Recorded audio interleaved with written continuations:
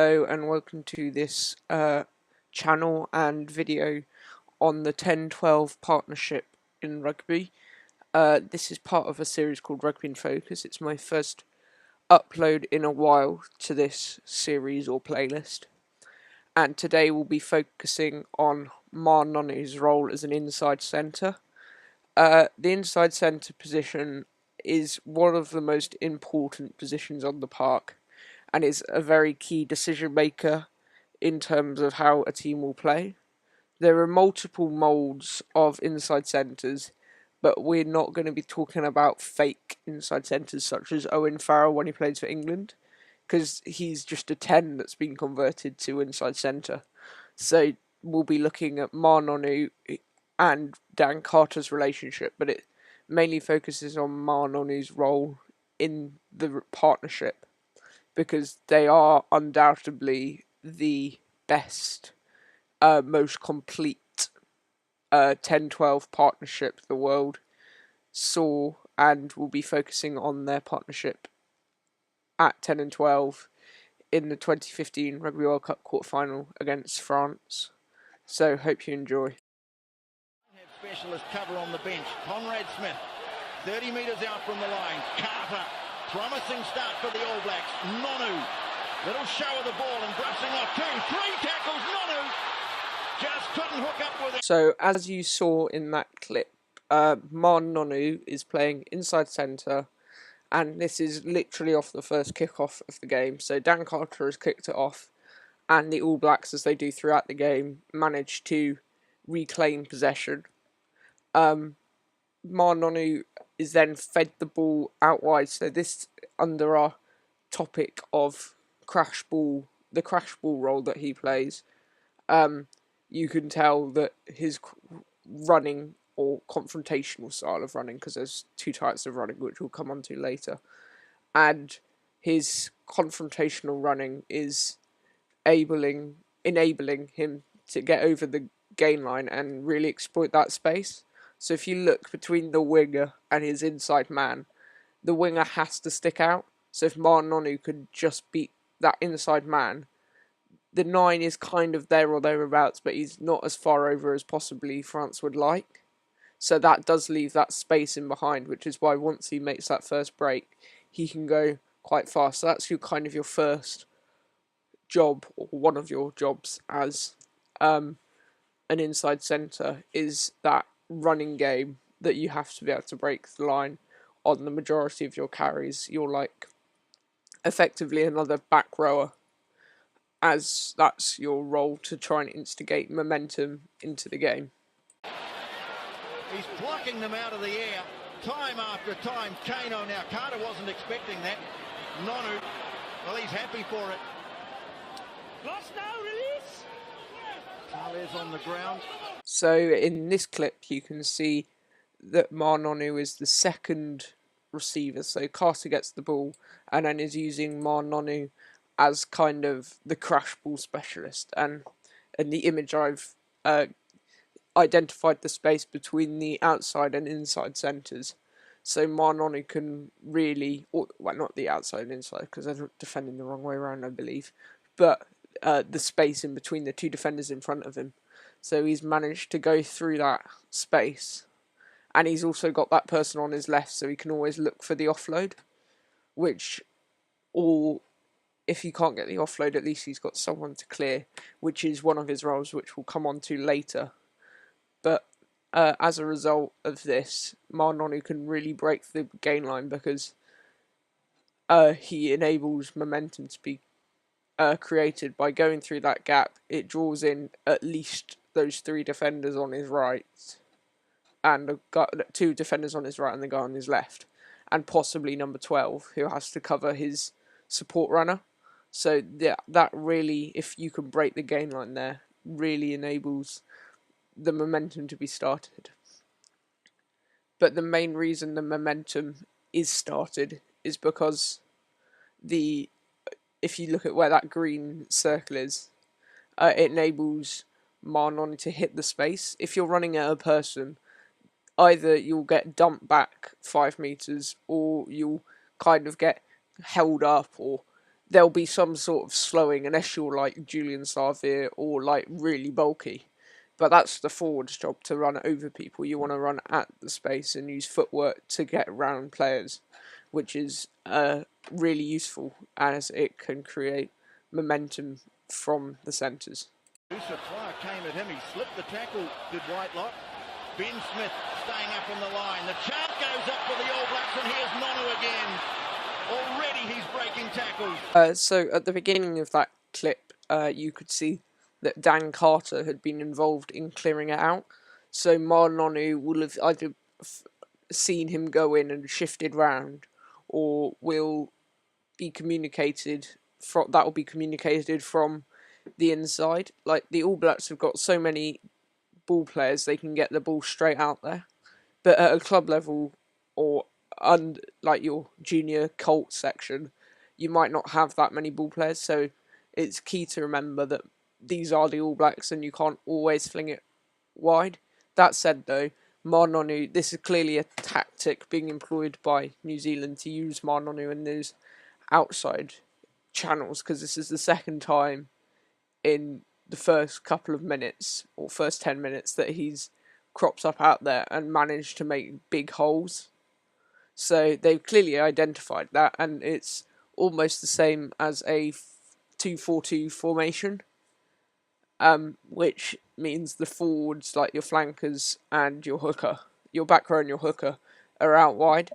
So they're offering that carrying option. But Nonu, because he should be really playing first receiver or off 10 most of the time, the fact that you can deploy him out wide is quite a tactical advantage if you've got a big ball carrier playing at 12, or someone who can offload and support, which we'll come on to later, as Nonu is also really good at that.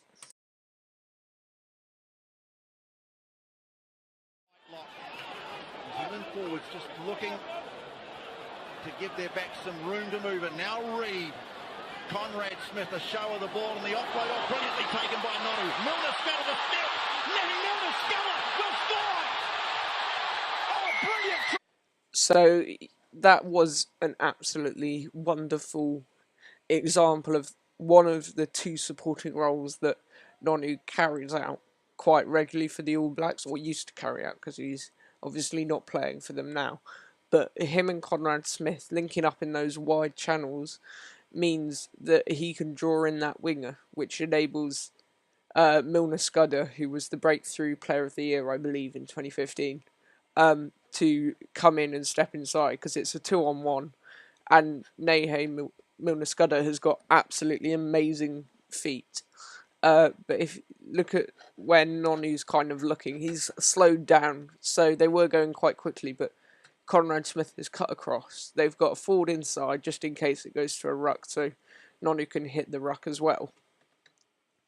But the offload only can happen because Nonu has an overrun, so the 12 has to be thinking what is actually going to happen at this breakdown in play, and what will be happening afterwards. What can I do to help increase where the ball can go? So you've got to try and draw in the opposition's winger if you're deploying in those wide channels, like Nonu is yet again. So that supporting role of looking for offloads, looking to just be on that guy's shoulder so he's got an option, is what Nonu can and does do very well. Just looking to work it away a metre at a time. Dusatois trying to slow things down. It's there for Aaron Smith. Whitelock again. In this image, you can see the other type of supporting role that Nonu can play. He's coming from the blind spot of number 22 to impact on that ruck, and that will enable quick ball. But you can also see his partner in crime, as it were, Conrad Smith, on his outside. So this is clearly a phase play by the All Blacks. You can tell they've been playing at close quarters for quite a while, and they're ready for this, and he's supporting a lock so that his forwards don't have to do all the work, but the quick ball generated from this will then enable New Zealand to spread the ball later on, and possibly Nonu or Conrad Smith to be able to score. So it's all about that selfless attitude, number one. And number two, if the quicker the ball is, the more gains you're going to get, so the more of an advantage you'll have. So don't go, oh, I'm an inside centre, I'm not going to come in and help with the forwards. Sometimes you have to play that kind of flanker role, and sometimes go in and step in to help your team. So I think that's what's really key to remember, is your role is not just to carry, it's not just to look for the offloads and hit shoulders, it's also to do some of the dirty work more than your outside centre, who is a linker between you and the winger, and you are linking 12, as a 12 you're linking 10 to your entire outside back line. You need to also be able to step in and hit the ruck as it happens or whatever. So as the ruck goes, you need to also be able to hit there, and that applies close quarters or in the outside channels. Was one until you. Isn't it amazing? The World Cup story, and another line-out steal for the All Blacks. Nonu, the All Black backs feasting with the ball at the moment. And like I said in the last part, it's really key that your 12 is able to operate in both the close quarters rucks and the outside channel rucks. And this is off a turnover line out, so your forwards aren't going to be able, it's not like you can set it up so that you've got 3 forwards at every breakdown off first phase, unless you're using him as that crash ball option straight on the inside of 10, which we'll come on to possibly in the end of this video. But number 7, Richie McCaw, the best there's ever been possibly, has managed to get there, but he also will need number 12 because he's able to then clean it up, and you've got your scrum half coming across, so you want to get that quick ball so the ball can be switched, because there's 4 French players all looking at that breakdown, so if you can get someone hitting the inside gap because it's a turnover, there'll be more spaces for you to exploit. So it might not be for you to exploit, but offer that clearing role in the wide channels, because your tight 5 aren't going to necessarily be able to get out there as quickly as you are, and it's more important. The ball is more important because you can't score without the ball. So the ball is more important, so don't just expect your forwards to get to every single one. If you're going to fling it wide, they're not going to be able to get there, especially if you're doing that all game. So you will need to step in at some points. Who kicks again? All around. Taura Kurvalo seems to have taken over from TJ Perenara as New Zealand's. Oh, here's Nonu off a beautiful offload from Sonny Bell Williams, and Kurvalo's in for the try. And this is a different type of supporting, like the first one that I talked about, but this is much more close quarters, so you're running at 3 defenders, but because it's coming off a scrum, their flankers are not necessarily going to be getting across if it's a dominant scrum, and they have to really hunker down and push. So that means the centres have had to step in, and that leaves space for Nonu to exploit, and as a result, the Kiwis score because Nonu then makes a powerful carry through that gap and offloads again for the scrum half, who's offering another supporting line on his inside. So the supporting lines can lead to tries every time. So if you've got someone making a break, don't just stop, no matter how quick they are. Even if you're a tight 5 forward, keep plodding along. You might not be the quickest there, but at least you're there to fill holes when the fly half is passing down the line after a break, because you need to be there. You can't just like slack. So yeah, but from a 12's perspective, make sure you're hitting holes and getting close enough so that, because he's running right at the outside shoulder of the guy who stepped in, and that means that the guy on the bottom of the screen, I think it's Wesley Fofana, the 12, can't actually get in enough to help, which enables Nonu to make that impactful carry, and that brings momentum into the All Black attack.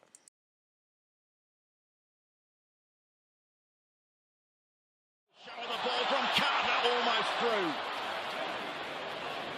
Tackle made by Dumoulin. But here come the All Blacks again through Conrad Smith. Asking. So as you can see, Dan Carter has made a break down the left-hand side of the pitch. So France are retreating, so they've got a diagonal defensive line, which from a young age you're told that's not great because it just leaves dog legs and holes. And Nonu has to make the right decision, so that's why it's under tactical. You could also put it under the playmaker heading, but I'm going to talk about tactical stuff at the end of this as well, like moves and stuff, and what your main role is.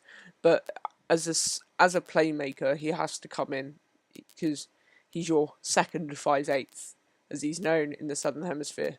So your 10 is your first 5/8, and then as soon as your 10 is in a ruck, made a break, and is getting tackled, then you step in because you're the second 5/8, and you have to be able to execute all the skills. You can't be necessarily, you can to some degree be just another back row forward, like Jamie Roberts, for example.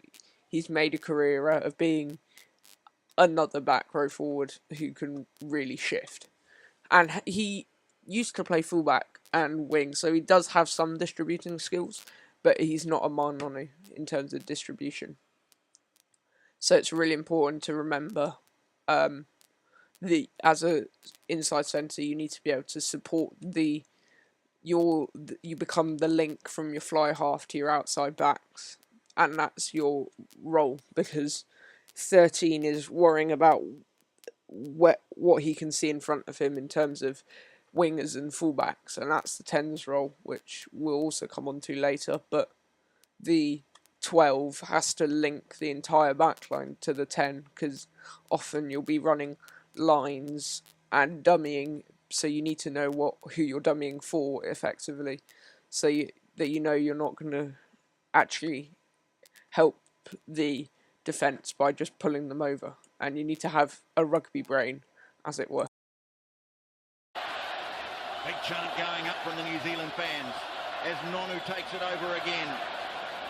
Straightening his retalic. As you saw in that video, you can see that he's playing that fly half role, and if you have the second 5/8 who can deputise as a fly half, it's say they go down injured or they're in a ruck, then that really helps, whereas otherwise you're restricted to either bringing up your fullback or another player shifts around, or you go to the forwards and then you don't make one as much ground, and it's really easy to defend and get jackals in if you're not, like, if you're a split second late, you could get turned over. But yeah, the most important thing to note about this is he's using forwards. He's not just acting as that link, like I was saying before. He's also bringing in the forwards.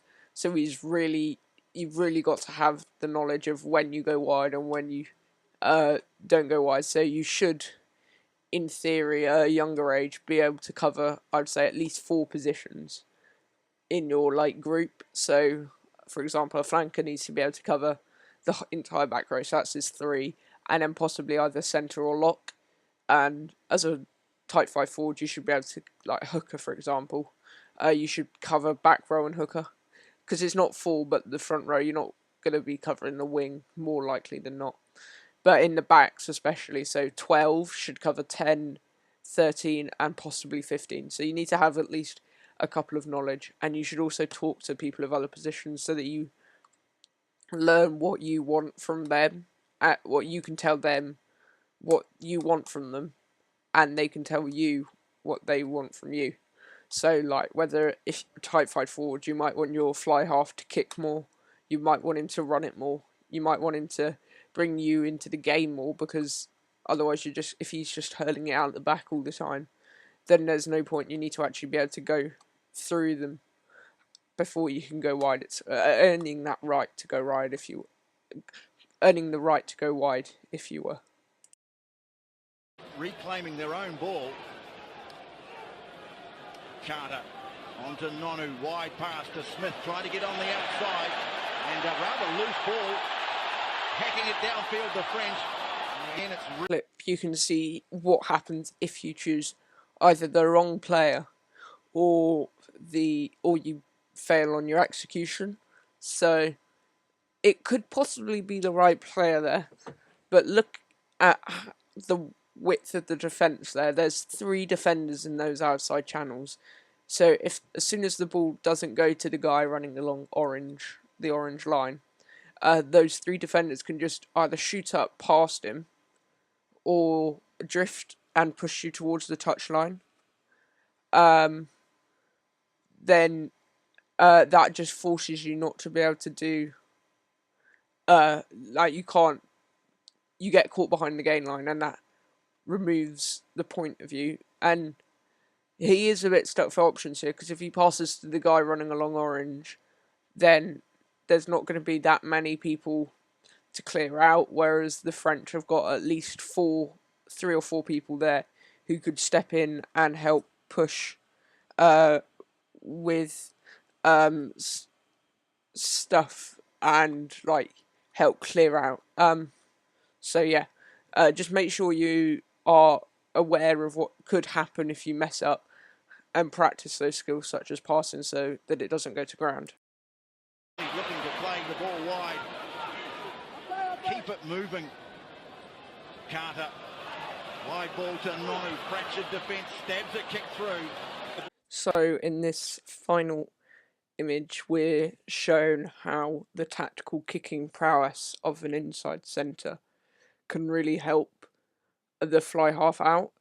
So often a blitz defence will be able to, or a defence, not necessarily a blitz defence, will be able to see when a kicker is going to kick, whether he's standing a little bit deeper or not coming as fast and as close to the line.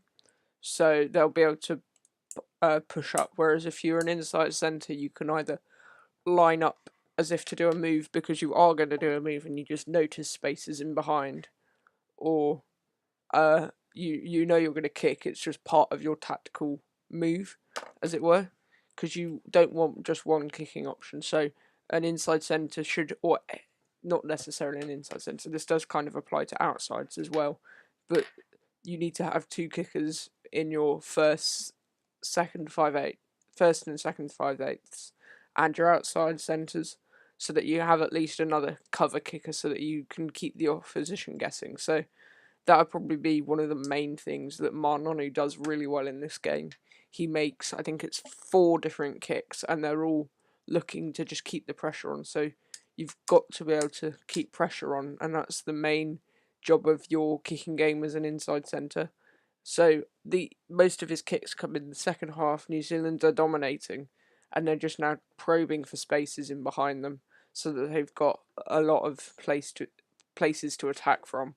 And it can also force the French to be a bit more downhearted, especially in the pack, because they're trudging back 50 metres every time, and this is one of his better kicks from the game.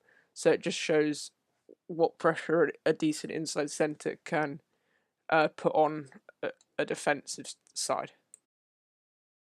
I would just like to say thank you for watching. I hope that helps, and I didn't realise this, but I'm going to do a second video possibly on the defence of centres, because the inside centre and the outside centre's roles are quite different on defence, and it'd be quite interesting, whereas on attack they can be quite intermingled with, especially with Nonu, because he appears quite often in the wide channels.